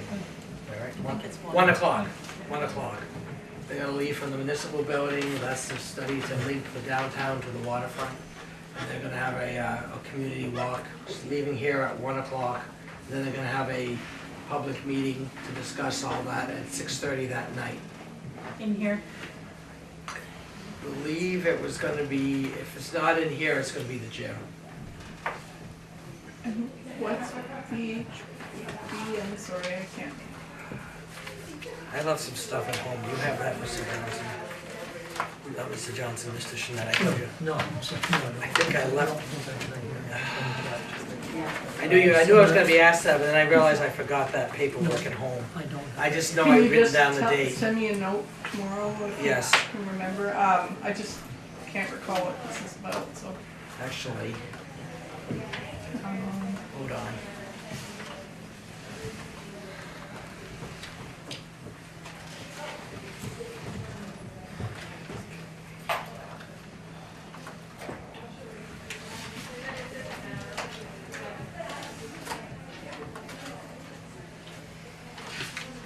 Give me a second. They just go by VHB. They don't have any, I mean, I guess are they a conservation group, state? they're a designer, planners, engineer.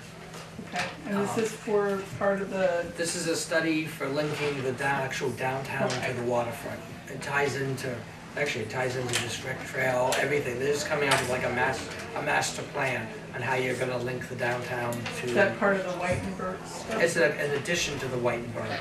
This is an extended scope. Okay, the extension that you. It was the extension back in, yeah. Okay. Actually, it's hired through Whitenburg. Did you? Yeah, I just gotta ask you, you said there's a meeting in the evening as well? 6:30 that night. It's all part of the RFP that went out. There was gonna be a walk audit at 1 o'clock, and then that night at 6:30, there was gonna be a meeting. Thank you. Okay. And then, I guess that's it for new business for me. Mr. Johnson, did you have any new business? I do. No passing down, I got 9 liquor licenses in the council. So, Kevin, you need to sign here. Look on each one, there's a.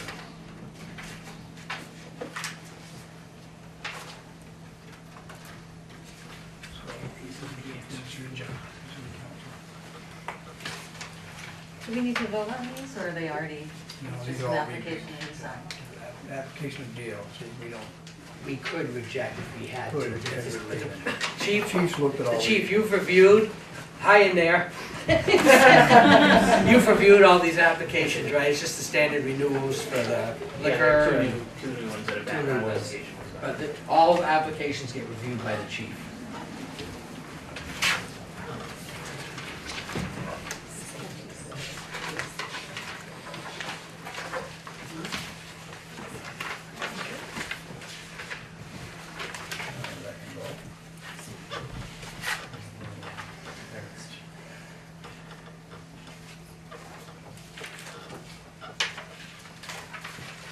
Are they all on one page?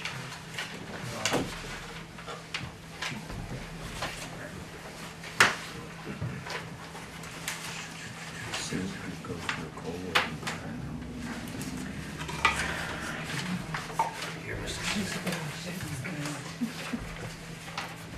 I did continue filling out my check, so. Oh, no.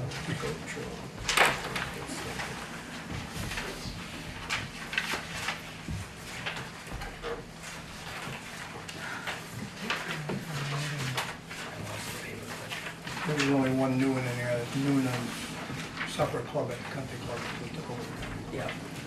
The rest of them are all repeats. Yeah.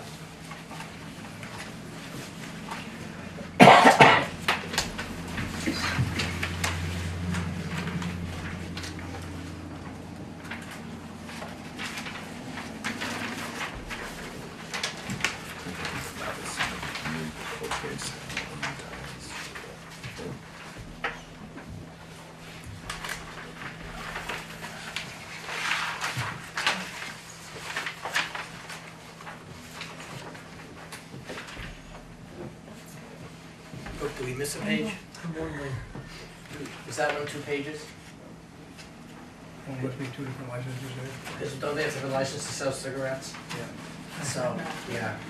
I was wondering about that because, yeah, they have to have 2 separate licenses between one for the alcohol and one for cigarettes.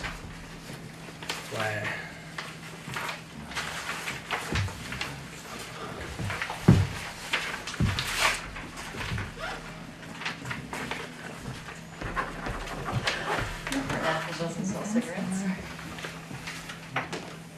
must be an extra page in that one. Was that Newport No, National? it's probably- Yeah.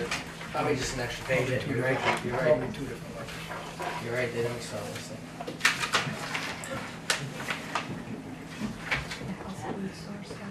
No, it's two different, like first and second class.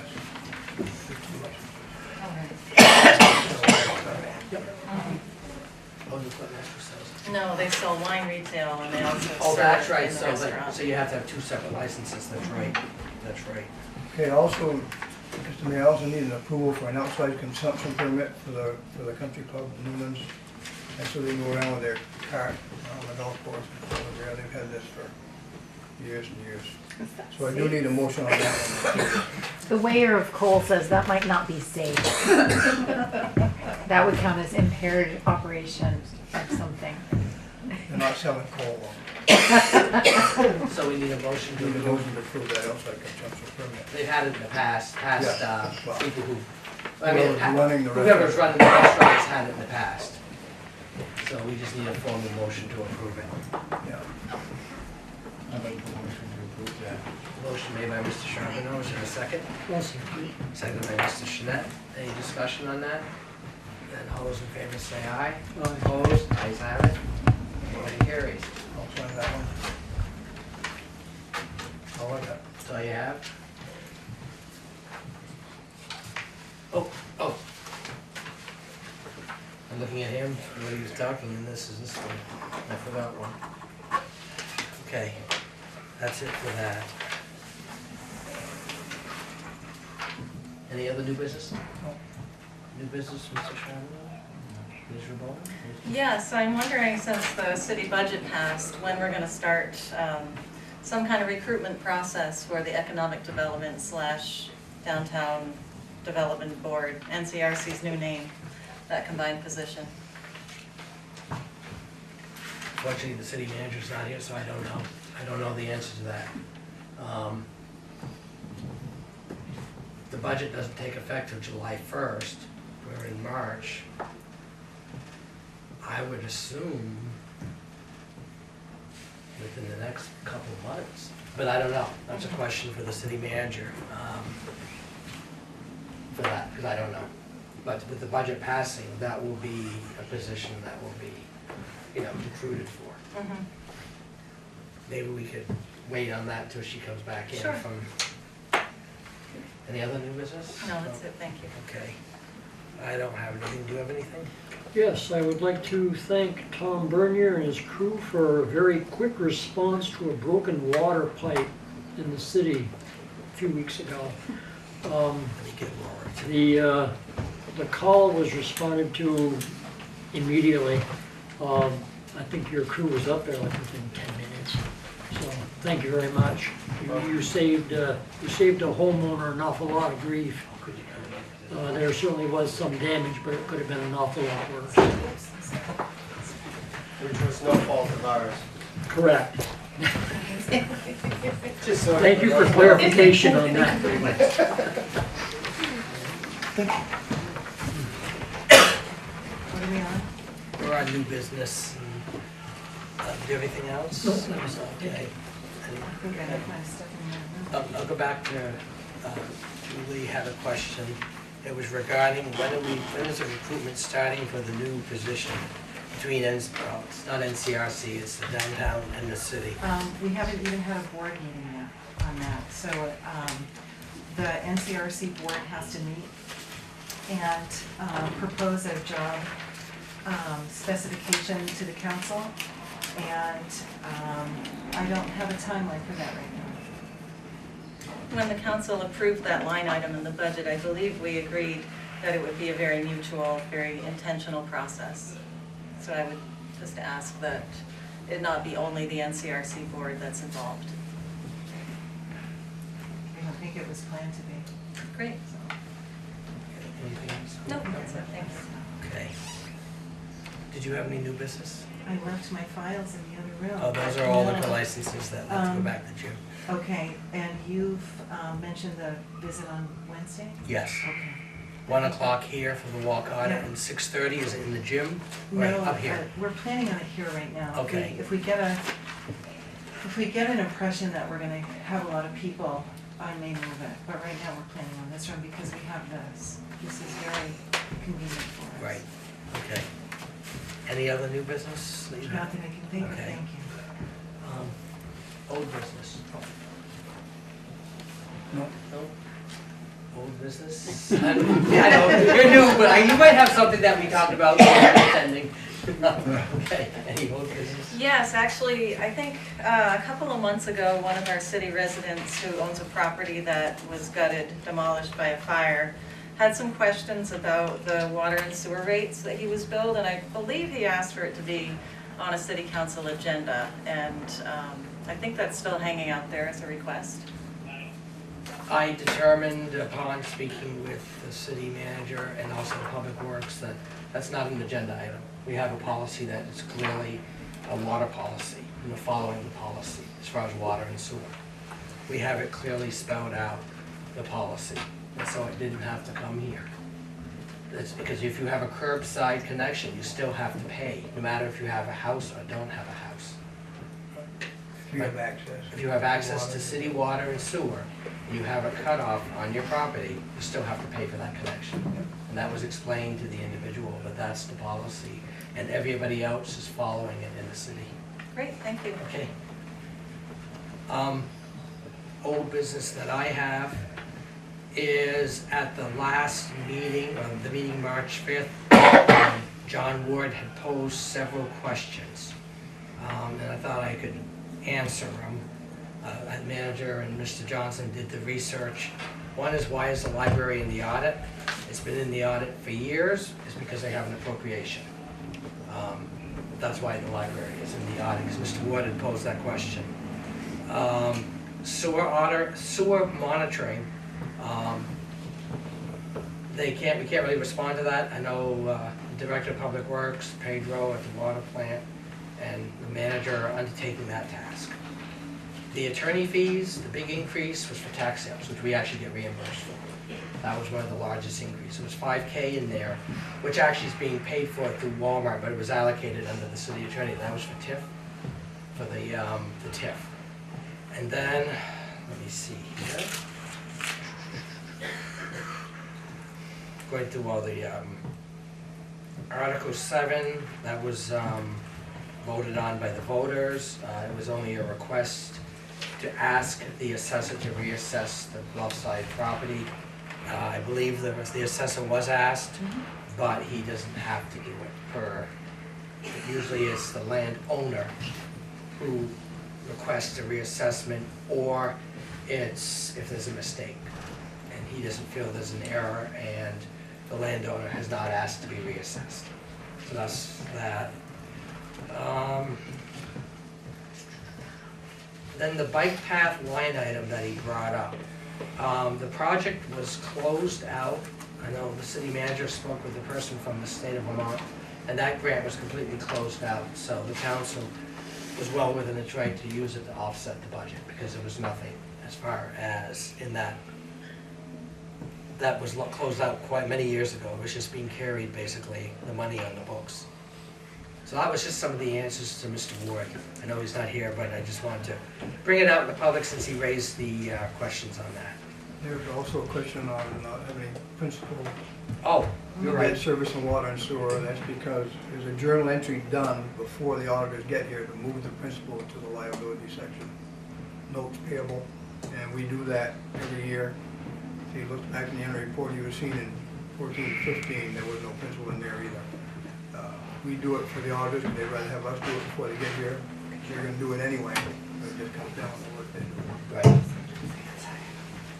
All right. And with all that, I'm going to set the next meeting date. Yes? Mr. Mayor, I just wanted to confirm that the community garden will be on the next meeting's agenda? I think that Ms. Bernier and Jess are gonna have a meeting, right? But the other lady got on. But I still would like to be on the agenda so the council is aware Right. what's going on, just to fill it in. And Right. also get any concerns for the centennials, just so they know that we are being proactive before the celebration. I love that idea. So it'll be on the next agenda. Thank you. Yeah. It'll be our meeting on Wednesday, Do you have a time? 11 o'clock, just so you know. Just Where- set it up. Where's that, in her office, here? Yes. Great. Okay. All right, now, the next city council meeting will be Monday, April 2nd. The Centennial Planning meeting will be Wednesday, no, it's not a Wednesday. Thursday, April 5th, from 5 to 7 p.m. And with that, I would entertain a motion to adjourn at 9:20. So moved. Motion made, is there a second? Seconded, all those in favor say aye. Aye. Opposed?